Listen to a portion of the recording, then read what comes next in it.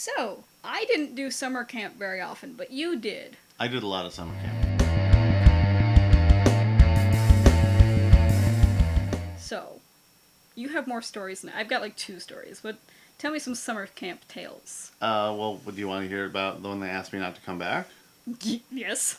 So, the summer camp I was in, I'm pretty sure this happens at a lot of summer camps, but just to be clear about it, there were ages where you were a camper, and there are ages where, and then you had the counselors, which were like the college kids, but the teenagers were counselors in training. They tried to give you responsibilities to keep you out of trouble. The in between.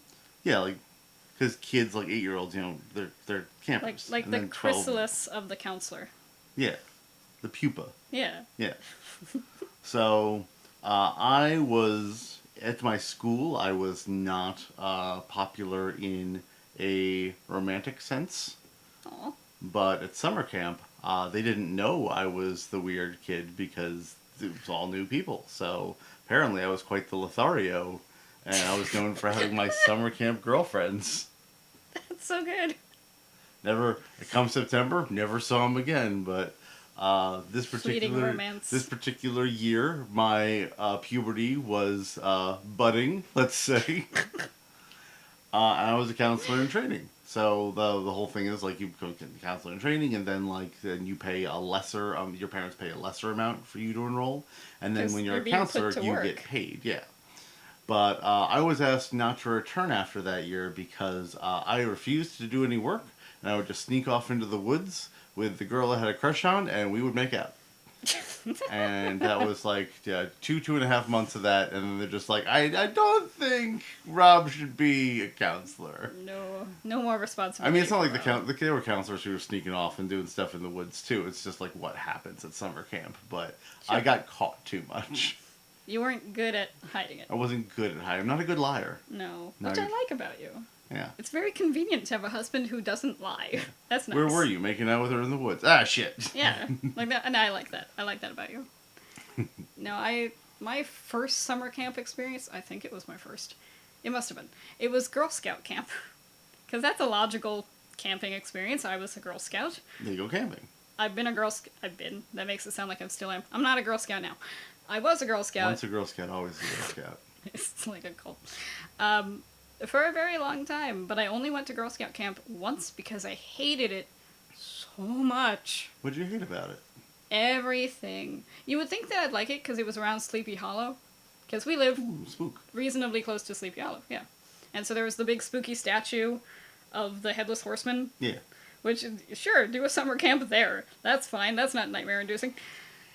And for the most part, I think it would have been fine, except that I felt remarkably unsafe throughout the entire time. Huh. The only person I knew wound up put in a different bunk, so I was with strangers, two strangers, and one of them was convinced that she would get cancer by wearing a bra too long. So that was an interesting, I don't know. That's okay. Never heard that one before. No. So that was a weird thing to have to, like, calm her down about. And I didn't have enough goth clothing. I know how that sounds. But I felt embarrassed. I felt embarrassed to look normal. You still feel like you don't have enough goth clothing. That's true. It's never changed. That's true. But the problem was, you see, at one point, we had a lightning storm. You know, big storm, Mm-hmm. lots of rain, also lightning. Which, like, fine, we have tents, whatever, except all the other tents were on these, like, wood platform things. Yeah. Held up by wooden beams. Mm-hmm. Our tent, the one under a tree, A. B, held up by a metal pole. C, not on a platform, on the ground. Yep. So I said, hey, counselor, can we be moved literally anywhere else? And they said, well, no, that's your assigned tent. And I said, yeah, but we're going to die. And they said, well, there's nothing we can do. And I was like, what do you mean? And so I felt very afraid. We did wind up sneaking off to the, like, main lodge area. Mm-hmm. We kind of broke in because the three of us were like, no, but seriously, we know enough. General scouting. Shouldn't be under a tree with a metal pole during a lightning storm. Right. We knew enough basic, scouting. Camp survival. Yeah, to know that we were gonna die. So, obviously, I survived. But that was my first camping experience, was just like, oh, no one cares about me. And I didn't want to do it ever again. And my dad's response to that was, we don't go camping. It's fine. Yeah. But you have more stories. Well, the interesting part is I was asked not to come back. No, there must be another one. Tell me another one. Well, I mean, there was the woods we weren't supposed to hike in, but we did anyway, because kids. Yeah? So there was a plot of land that the camp owned, and that extended back through the forest until you got to, like, the public roads and the high school land and all the stuff. But we didn't really pay attention to posted signs, so they'd just be marching a bunch of 10-year-olds down this creek.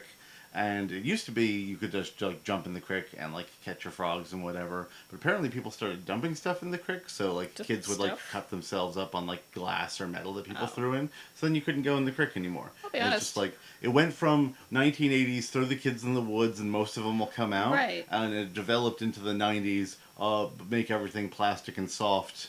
The kids can't be. The Right. kids are precious. But like better than when you said dumping things in the water, I thought you meant like a body. or PCBs. That was the thing in the HUD. Yeah. I can't so, say there weren't PCBs in this creek. That's true. But yeah, grand scheme, that's not that bad. But yeah. We did have I don't remember what it was called. It was like something about classroom in the woods or something. It was the summer nature's classroom maybe.